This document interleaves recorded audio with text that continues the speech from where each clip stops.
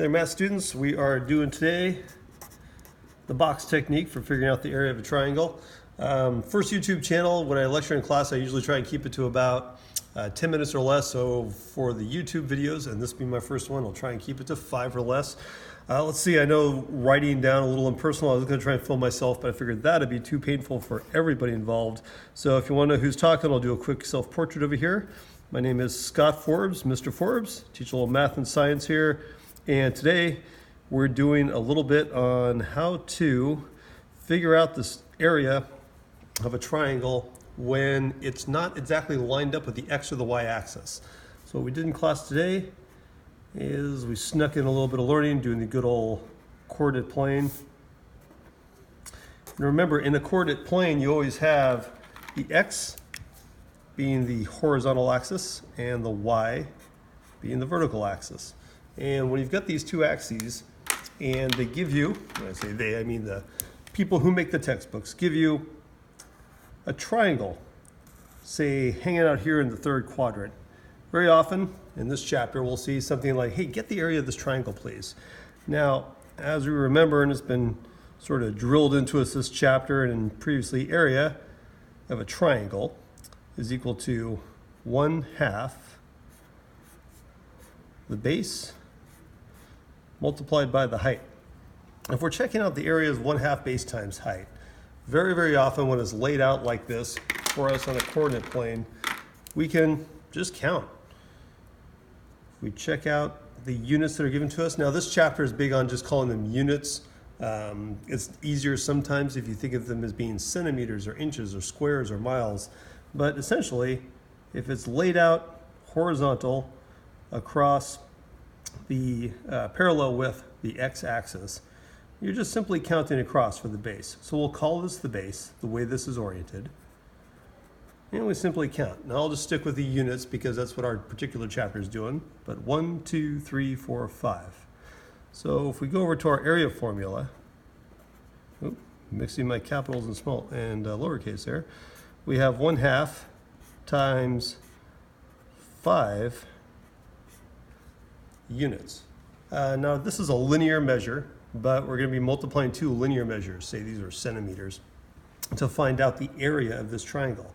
And let's just make up a height here for this guy. 1, 2, 3, 4, 5, 6. Once again, I'm just kind of doing a quick sketch, but if you check out the height, we're looking for a vertical line, a right angle from the base to the apex of our triangle, the way we have it oriented here. And in this case, let's just call it 1, 2, 3 units. A little bit messy there, but 3/1. So our area equals 1 times 5 times 3 equals 15 divided by 2, or 7 1/2 square units. Now that's great when it's oriented like this and you can simply count the units in our triangle. It's a little bit more complicated when you have to take a triangle that's oriented not exactly on the Y or the X axis. And one of the things we can do there, so let's draw one. Let's sketch one in the first quadrant. Try and do one that's not quite on the Y or the X axis. Color it in so we can see it just a little bit better. But say, for example, we're given a question that looks something like this. And you see these all the time. They love these questions on standardized tests. It's one of their very, very favorites. It says, hey, let's get the area of this triangle, but oh, darn it, I can't measure along my x-axis directly, and I can't measure along my y-axis directly. That's kind of, and I've asked students, okay, don't pull out the rulers on this one. We don't want to pull out the rulers or count the little squares in between. We're going to use something called the box technique. And literally, we'll make our own little line that goes parallel with the x-axis and parallel with the x-axis. Essentially, we're making a rectangle around our triangle. Now, why would we bother making a rectangle around our triangle? One really nice thing is that we know now that this right here is parallel with the x-axis. This is parallel with the y-axis. Let me add a little color to make it stand out here. But what we've now made are 3 triangles surrounding our one triangle, our red one that we're trying to get the area of. And the nice part about these 3 triangles is we can just count now and get the base, and just count now and get the height.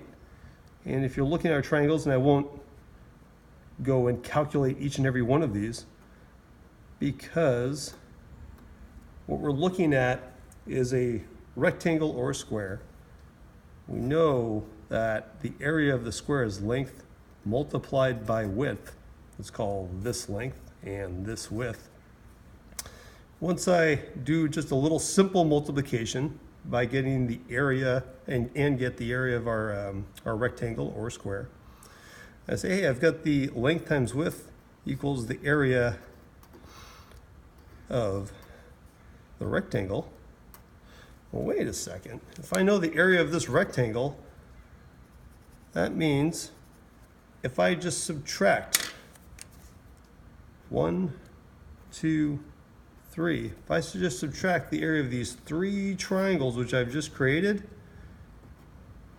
2, and this one's around the corner, bring it all the way around over here, 3. I've got 3 triangles here. We know how to get the area of a triangle. We've been doing that all week. We've been doing that for 2 weeks now. The area of a triangle is 1/2 the base times the height. Well, we say, okay, we can get the base, and I'm calling this one the base and the height, the base and the height, the base and the height. If I subtract the area of these 3 triangles, what's left over from the area of the rectangle must be our goal, the area of that red triangle in the center. It's a box technique because even though our original triangle was kind of crooked compared to the x and the y axis, the way they set it up here, and we couldn't just count it like we could with one that was sitting over here in the third quadrant, we can make a box around it, calculate the area of the whole box, and then subtract out the 3 triangles that we made to get the area of the triangle that we want. Thanks. Hope you liked it. Bye-bye.